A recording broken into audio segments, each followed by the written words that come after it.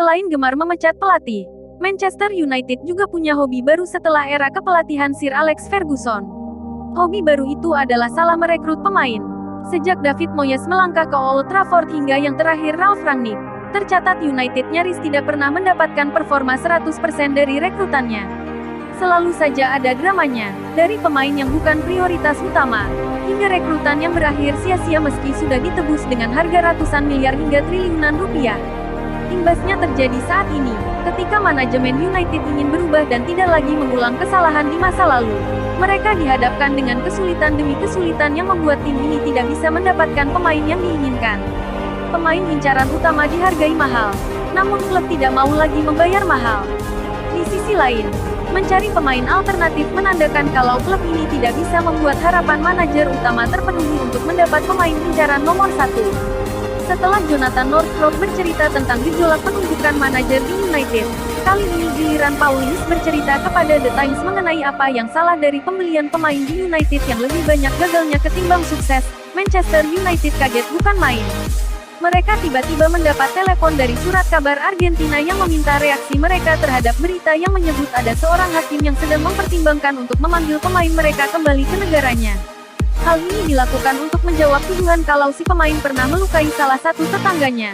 Kejadian itu terjadi pada 2014 saat United baru saja merekrut Marcos Rojo dari Sporting. Insiden yang melibatkan Rojo itu sebenarnya terjadi pada 2010 alias sudah lama sekali. Namun, hal inilah yang membuat Rojo harus menunggu 1 bulan sebelum izin kerjanya bisa didapat. Ini adalah salah satu dari sekian banyak cerita tentang buruknya United dalam hal rekrutmen. Entah bagaimana, klub bisa menghabiskan uang 16 juta pounds untuk membeli pemain yang pernah menjadi subjek investigasi kepolisian karena telah berbuat kriminal.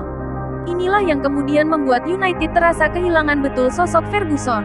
Ia tidak hanya dikenal dalam hal taktikal, tapi ia juga jago dalam rekrutmen pemain.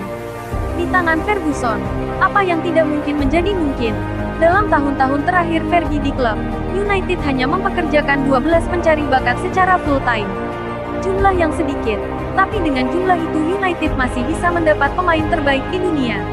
Tidak semua pemandu bakat itu datang ke Ferguson dan merekomendasikan pemain. Sebagian besar, rekomendasi mereka bahkan dimentahkan olehnya. Fergie lebih percaya rekomendasi dari teman lama atau koleganya yang pernah terlibat oleh pemain incaran tersebut alih-alih mengikuti intuisi sang pemandu bakat. Inilah hebatnya Fergie. Dia tidak hanya menunggu tapi juga mengambil inisiatif sendiri.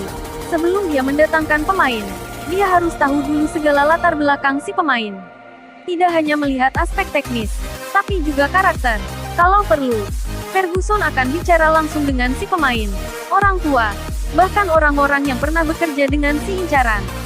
Jika saja Ferguson masih melatih pada 2014, maka bukan tidak mungkin nama Rojo akan diabaikan dengan latar belakangnya tersebut.